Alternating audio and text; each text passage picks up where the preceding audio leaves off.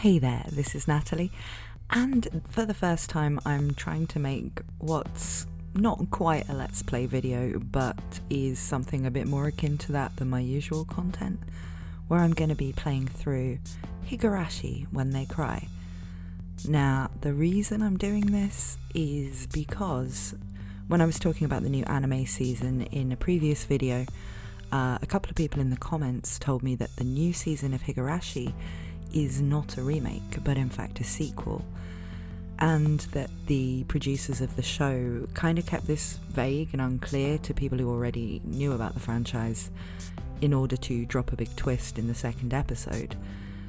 I have already played through the first 3 days of this first chapter yesterday. I wasn't able to record it because I was having some technical problems, so I'm going back to the beginning here. From what you'll see, if you have watched the first episode of the 2020 Higurashi season, basically the start of this visual novel is almost identical to what we saw in that first episode. So it's clear that they were able to pull off that surprise for the people who were already fans of the franchise. But it also meant that anybody just watching this new season is not likely to know what's going on. In order to be able to properly enjoy the new season and to be able to make theories and talk about it in the way I want to, I've decided to play through the visual novel and to record it so that you can follow along too. I won't be streaming this live. What I'm going to do is just sort of react to the novel as I play through it and then edit it down so that you can get the gist of what's in each scene without necessarily having to read the whole thing yourself, and also without me just broadcasting this entire visual novel that is a product that you have to buy, so it feels a bit disingenuous to just show the whole thing in a YouTube video. This first chapter is available for free on Steam if you want to play through it yourself, so that's what I'm doing. I'll probably carry on with the rest of the chapters if these videos are something people are interested in, and if I like it. I am going into it, other than having played a bit of it yesterday, I am going into it completely blind, really. Other than seeing those couple of episodes of Higurashi 2020, I don't know anything much about this franchise.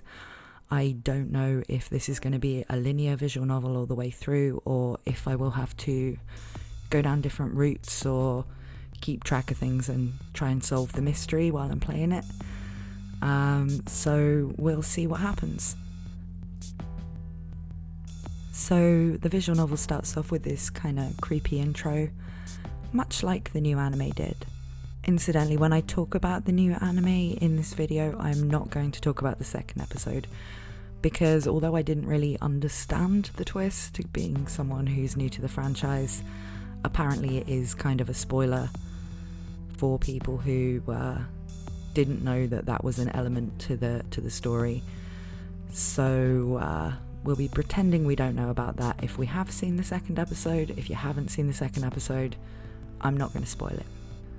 I will, however, be referencing the first episode because it is basically the same as what we see here. There is a big difference in that in this English translation of the visual novel, they do refer to Kenta-kun as Colonel Sanders, which is nowhere near as good.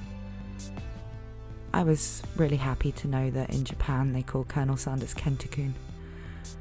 I don't know if that's some kind of product placement in here, like the Pizza Hut stuff in Code Geass, or whether they just chose Colonel Sanders for no other reason than it being random. Because I would have thought if you were going for creepy, you would have gone with Ronald McDonald. Maybe that was just too easy, I don't know.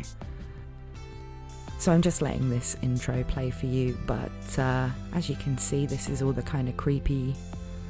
There's probably some kind of murder going on here, I just don't know. We won't know yet, but is it the protagonist making all these slashy bits?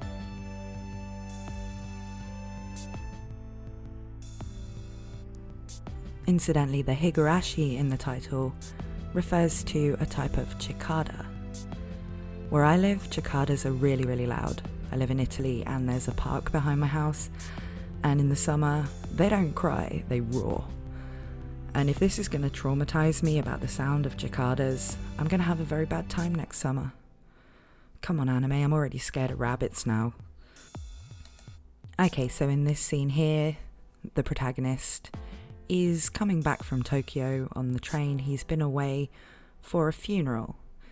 We find out he's only lived in the creepy village where Higurashi is set for a little while, about a month. Kind of established here that it's set in 1983. Now, this is not the fastest paced visual novel imaginable. There is a lot of just scene setting and introducing the characters through kind of playful interactions, a lot similar to what we saw in the first episode of the anime, to be honest. Just in these first 3 days that I played through yesterday, there was kind of a lot of detail in the interactions between the protagonist and the 4 girls that seem to be the main characters in the story. And what I did notice is that there's a few lines that definitely feel like foreshadowing if you're going into this expecting it to be something mystery or horror based. And so as we go through, I'm just gonna flag the odd line that I could just be overthinking it, but that I think will become either meaningful or a clue or just a kind of nice reference when we get later on, and hopefully things start to get a bit more action packed. The background art in this visual novel is basically just photos with filters over them. Apparently there is a better looking version of this that you can get, I was told on Twitter, but this is the one they had on Steam, so the sprites of the characters do kind of draw your attention away from the crappiness of the backgrounds. And now we're gonna have some breakfast. There is a lot of this guy talking about what food he's eating, what food the other characters are eating. I don't know if you've ever read American Psycho by Bret Easton Ellis, but there's these really long descriptions in that book of what everyone's wearing, what everyone's eating, and they're kind of designed to almost be things that you just skip while you're reading it, that just give you an idea of how obsessive the character is about these details. I don't know if that's what they're trying to do here, or if people who read these visual novels a lot just kind of really like that level of scene setting. For me, it's a little bit well, we're making a video so we can skip it, you know? But what we do learn in this breakfast eating scene is that the main character, Keiichi, his father, is a painter. And I think he's an artist type painter, not like a painter and decorator kind of guy. Their house, as I found out from a little, when you finish a part of the chapter, when you finish a day, it unlocks a couple of other interactions that will tell you a bit more background stuff. And one of them was about this house that they live in. And apparently they only live in a third of the house, and the rest of it is a gallery and workshop that his dad uses as a painter. I don't know if that's going to become important. Probably is if they bother to put this extra little part about it. But yeah, his mum's a good cook. All of these girls that he hangs out with are good cooks. They talk a lot about pickles and things. And we get the impression that his life has changed quite a lot since he moved to this village from Tokyo. He's getting up early, spending more time with his family. It all sounds kind of pleasant. It's not going to be pleasant, but I'm so happy you haven't skipped breakfast ever since we moved here, Keiichi. You get it, right? He wasn't a morning person when they lived in the city, and now he realizes that that was rude to his mother, who's such a good cook and makes him breakfast every day. But now he lives in this lovely, lovely village where nothing sinister's going on at all. He's got a much better relationship with his family. And his mum's excited because he's hanging out with girls. And here we have Reina-chan. She's meeting up with Keiichi to walk to school with him, just like we saw in the anime. Only in this version we can't hear her voice. which to me is actually a bonus. For some reason, this character's voice really gets on my nerves in the anime. The impression that we get of Reina is that she's kind of sweet and innocent, a very good person. She likes things that are cute.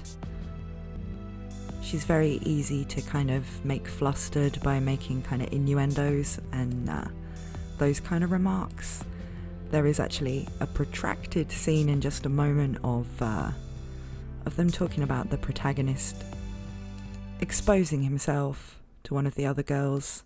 You know, they're just having some banter, but this one gets all flustered by it. So we get the picture that he kind of flirts with her just to sort of embarrass her. I don't know if that's going to go anywhere. She's never even read a romance novel.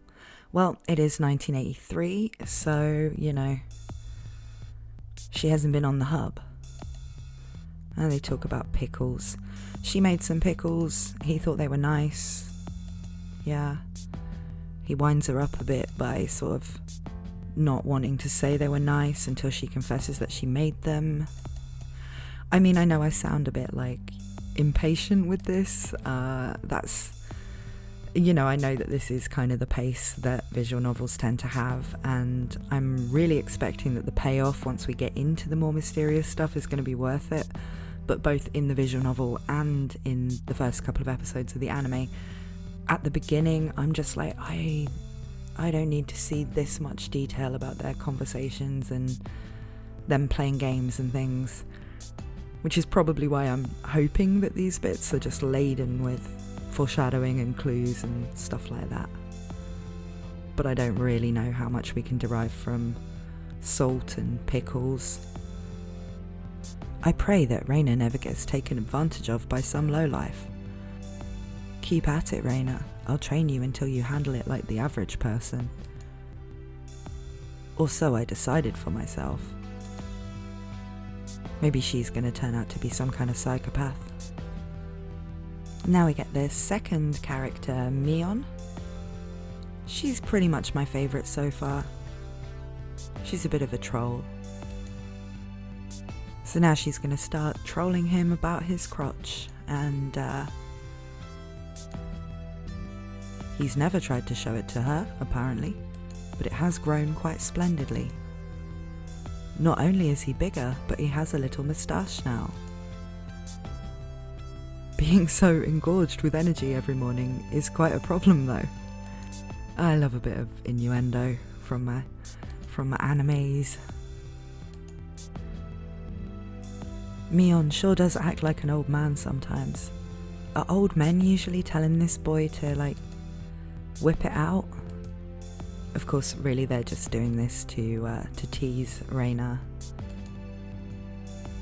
She knew exactly what they were talking about, apparently. And next we learn that Mion likes to collect catalogues of Western imported games, card games and tabletop games. We get to see them playing a game later on, a card game. I'm sorry if I don't sound super excited about that scene. Okay, and now they're talking about how they have a group that plays games and he wants to join it. We will see that initiation into their little club. But for now, there isn't really much in this scene that I think we're going to need moving forward. So, Hinamizawa, which is the setting of this place, is so small that they only have one class with kids of all different ages. There are about 30 students at different levels and they all study in the same class, as it says. Long ago, there used to be a bigger school building and they had actual separate classes.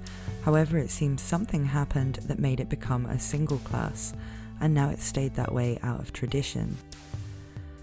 Yeah, that feels like it should mean something. I mean, you would think if a village is so small that it only needs one class to keep all of the children, like every age group of children, then it wouldn't have started out bigger and become smaller. It must have Did this used to be a bigger town, and now for some reason the population is a lot smaller than it used to be, and that's why the school has never needed to be bigger than it is now? Was there some kind of disaster that wiped out the population of this bigger town? I'm just saying, like, places usually start small and get bigger. But if this school is small and it has room for all the children, because there's only 30 of them in the whole village, why would it have been bigger in the past? Now here we learn that one of his other school friends is a bit of a prankster. She's trying to catch him out with some convoluted thing involving a blackboard wiper thingy and like some tape with thumbtacks on it on the bit where you slide the door open. The pranks these kids play on each other are a little bit dangerous and violent, but I suppose it was the 80s. People didn't really give a shit back then about that kind of thing. Maybe no health and safety regulations at this school. I sound like such a boomer. No, they won't be safe if they played these kind of pranks on each other. So we've got Satoko Hojo. She's one of the other little girls in this show. She's the kind of bratty one. She sets sadistic traps like a Rube Goldberg machine, so I guess these are like multi-stage traps, you know. You might spot the first bit, but she's gonna get you after that. But so far it does all seem like the things she's doing are all kind of childlike hijinks. It doesn't seem like she's actually some kind of psychopath. Someone's got to be a psychopath in this though. Okay, so this is Sakato after she's caught him in her trip wire type trap that she'd set up after the other things, the thumbtacks and the blackboard eraser. So Satoko's always setting these kinds of traps. He's always trying to get one up on her by the sounds of it. Still quite normal slice of life, kids being enemies with each other, being friends with each other, just normal stuff. And here we have the final of the, I don't even want to say harem because I'm really not sure where this is going, but this guy does hang out with these 4 girls, and this is the last one, Rika. She's the sweet one. She pets him when he gets hurt by the traps that the other girl sets or when he loses in games. So we got Rika-chan, who's, out of all of them, I would say she's the one that has those too good for this world vibes going. You know, like, if you were going to pick one of these people to get brutally murdered, it would probably be her, if not Reina. I think Mion seems a bit more worldly. And the other girl is kind of a bit of a bratty kid. It's all still kind of cutesy, but she doesn't seem like she's there to get your sympathy in the same way as perhaps Rika-chan. So to get her back for the trap, he's picked her up by the collar like a cat and is threatening to flick her on the forehead. It's all still cute and funny. Nice. Nothing disturbing happening yet. They really keep this going for quite a long time. You're really waiting for the shoe to drop by the time they even begin to hint that there's anything sinister about this village. There's a lot of this schoolyard messing around stuff. Will the payoff be worth it? I guess we'll find out. Those two are the same age. They're actually younger than the protagonist and the other 2 girls. Mion is the oldest, the one with green hair. She's also the class president. And here we see that Reina gives us her first indication that she's got this real thing for thinking people or things are cute. And it's kind of a a quirk that she has, that she gets over the top excited when someone does something cute. And she always says that she wants to take the cute things or people home. And I wonder about that, because she says this so often about these other girls, about later on about Colonel Sanders. I wonder if there's something about her home, about being taken to her home, that's bad, because it seems like something a little girl would say, oh, she's so cute, I want to take her home. But I don't know, it just comes up so often. It's almost like, is it foreshadowing that being taken home by her would be bad? Like, are her family dangerous, or is her house cursed or something? I don't know. Maybe I'm just looking for something horrific and sinister in this horror visual novel that so far hasn't really had any horror in it. Stealing is bad, but abducting people is even worse. Give it up. See, like, this is one of the things. If a girl ever goes missing in Hinamizawa, I'll be forced to turn Reina into the authorities. Forgive me, Reina. I'll be sure to bring you care packages when they put you away. Is that foreshadowing? Is she gonna kill someone and abduct someone maybe, and he's not gonna know whether he should turn her in? Or is it just one of those things you say about your friends, you know? It's like, if you went into this visual novel without knowing the genre, without knowing that there is supposed to be a mystery or any horror elements to it, you probably wouldn't even be thinking of those kinds of things. But where we do at least know the genre, even going into this pretty much blind, it's difficult not to look for where they're setting things up, you know? Now, here he talks about the teacher and how, because there's only one teacher and all 30 kids of different ages, a lot of the older kids end up kind of studying on their own or teaching the younger kids, which means that the older kids, like Mion and Reina, have got behind on their studies. So the protagonist, who was at school in Tokyo until a month ago, ends up kind of coaching them a bit. Here we see that Mion is pretty relaxed about her studies, even though she's the oldest. She, we find out, doesn't need to pass any kind of exam to get into university out where they are in the boonies. As long as your attendance is good, you can just go. And she doesn't particularly want to go to a prestigious school anyway, she says. But Keiichi, who seems to be a little bit more diligent about his studies, I guess where he grew up in the normal kind of school with pressure kind of climate in Tokyo, he wants them to do well in their exams, so he's promised to help them. And now he's getting in a bit more teasing of Reina by talking about private lessons. He'd like to hear the play-by-play about that next time. For some reason, Mion quite often refers to herself as this old geezer. So if you're seeing that coming up in some of these screenshots, that's how she talks about herself. And she thinks that instead of studying pointlessly, you should be spending your precious teen years doing some more meaningful things. It was too profound of a statement to simply laugh off. You know what? I agree with Mion. Have fun, you know. Enjoy your youth, because you could get brutally murdered at some point if you're in this story. And it's the 80s anyway. What job are you going to get?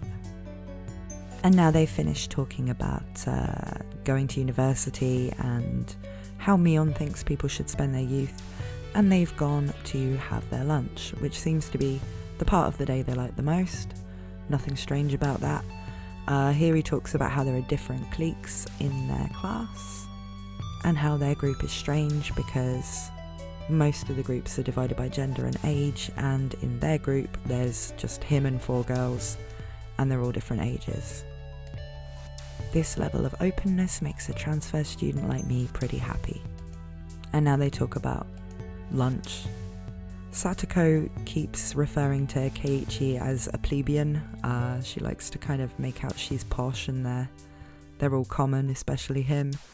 There's no real reason for that, it's just a kind of quirk in how she speaks. They have a bit of a ritual when they eat their lunch where Mion gives a signal for them to start, and they probably all go "Itadakimasu," and then they all eat. Here he points out that there are other boys in the class, but they're all a lot younger, so they're scared to approach me. I guess that means we won't really be seeing much of the other boys in the school during this story. It's going to be about Keiichi and 4 girls. I don't think there's anything particularly important in this scene of them eating.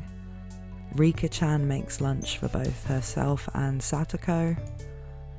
Rika-chan, of course, being the angel that she has been presented to be so far. She's the best at cooking, even better than Reina, and as good as Keiichi's mom.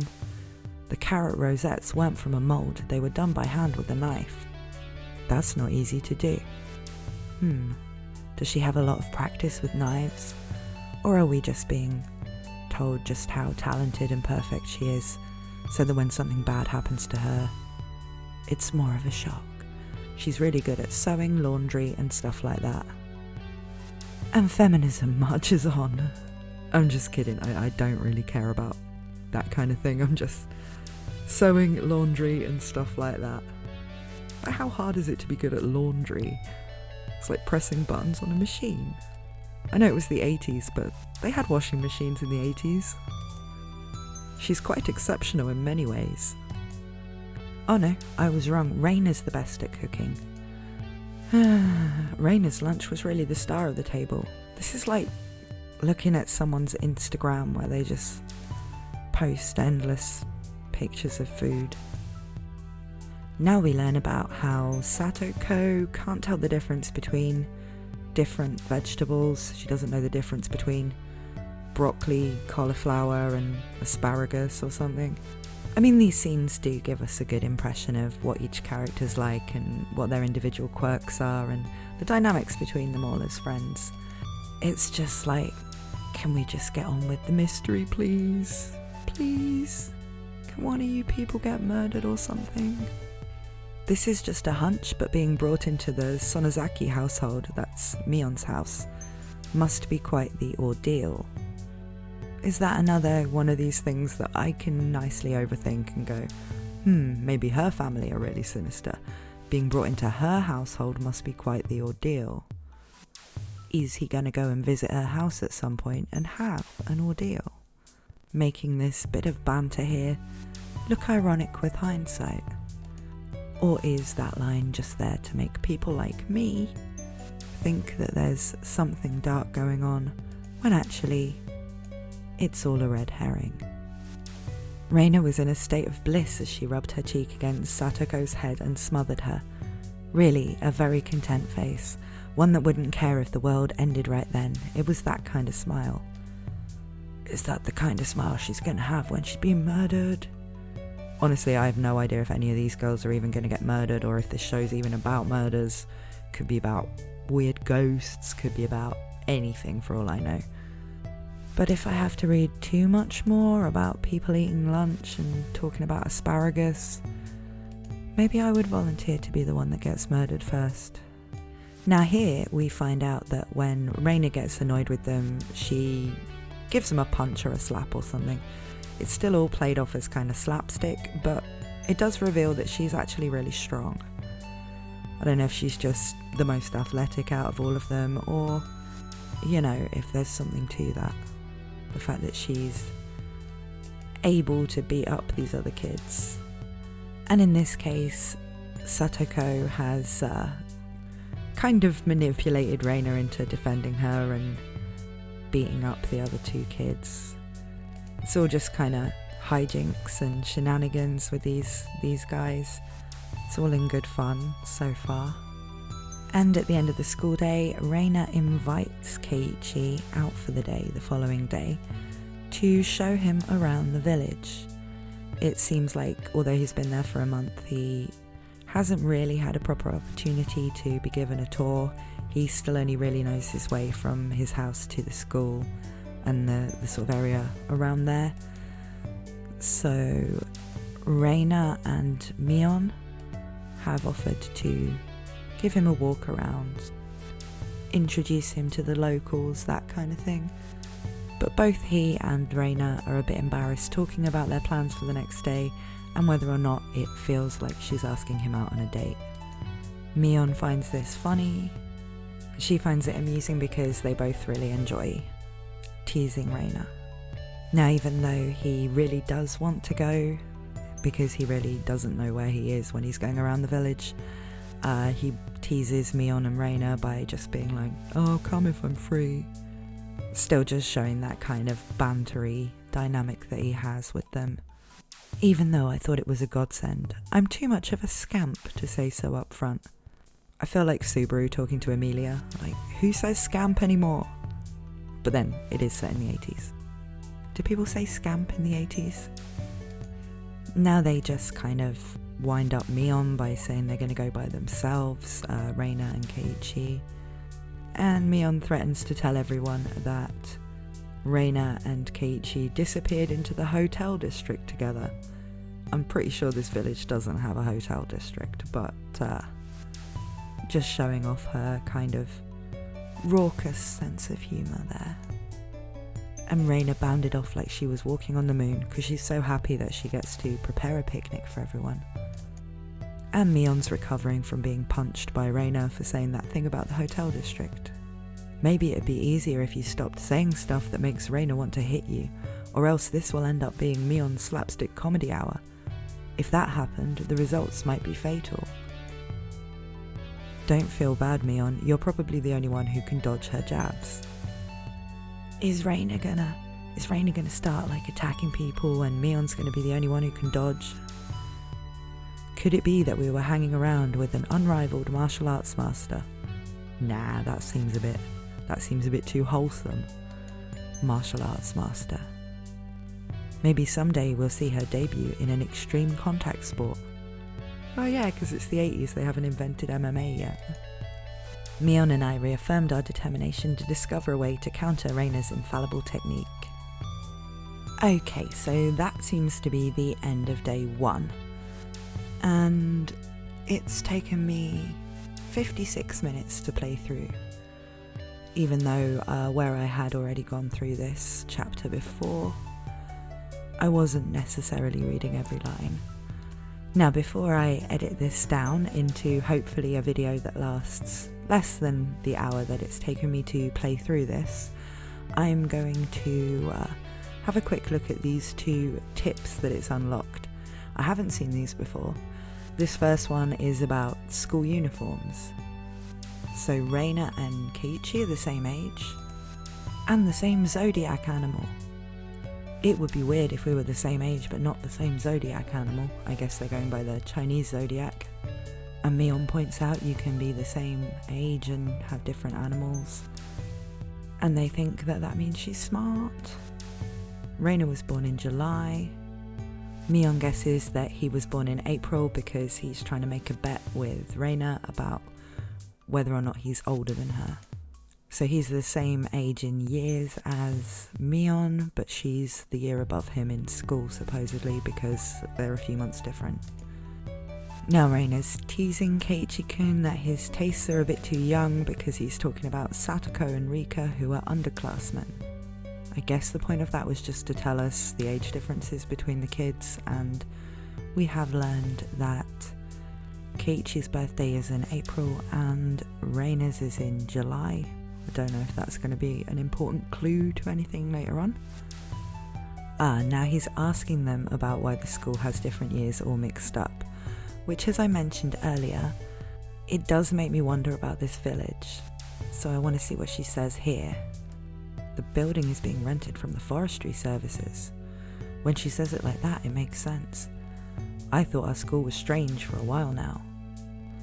The schoolyard is gravel, there are rooms that aren't for classes, and there's some strange sort of construction machinery parked here. What happened to the real school?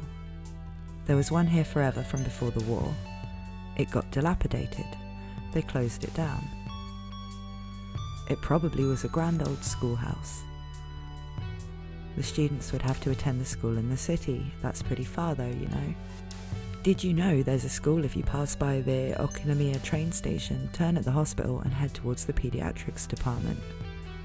I couldn't tell where that was by the location, but I understood it was pretty far from Reina's reaction.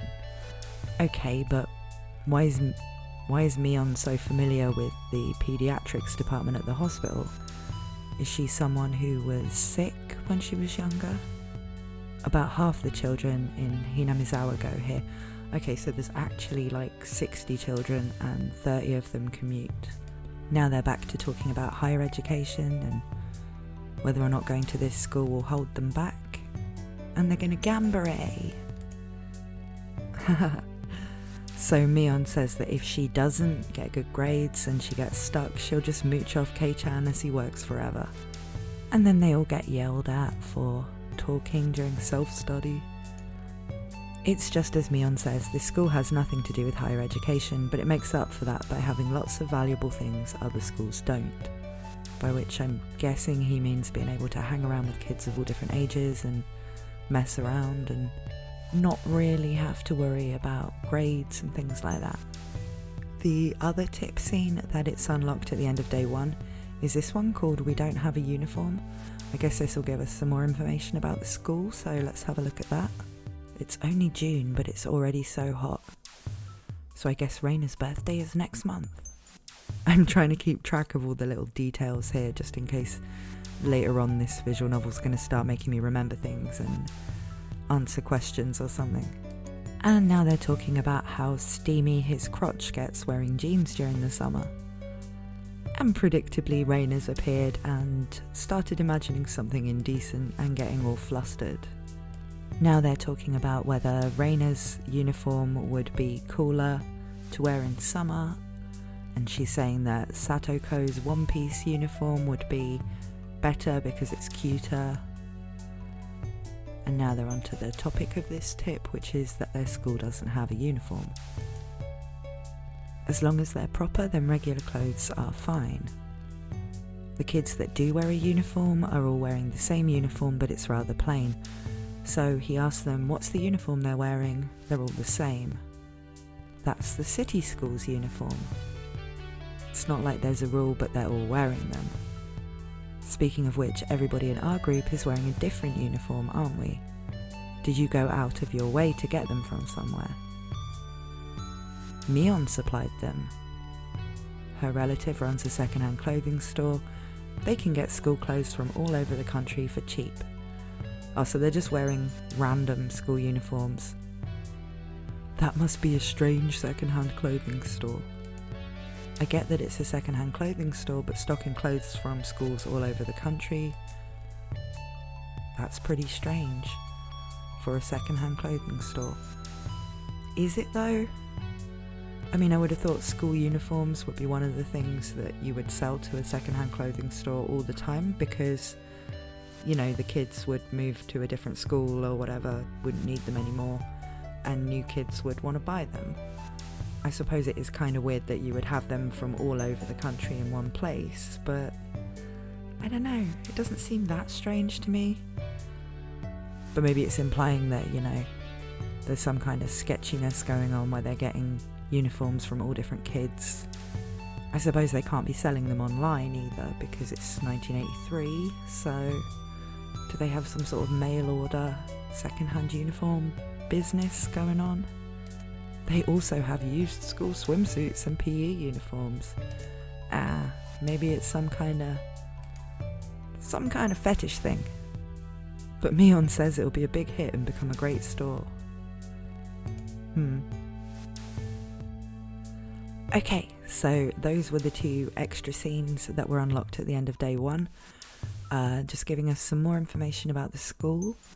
And now that we've seen all of those, what I'm going to do is try and edit this video down into something a bit shorter so that you can follow what was in the day and what was in those 2 extra tips parts without having to sort of trawl through the entire thing. And then I will play day 2.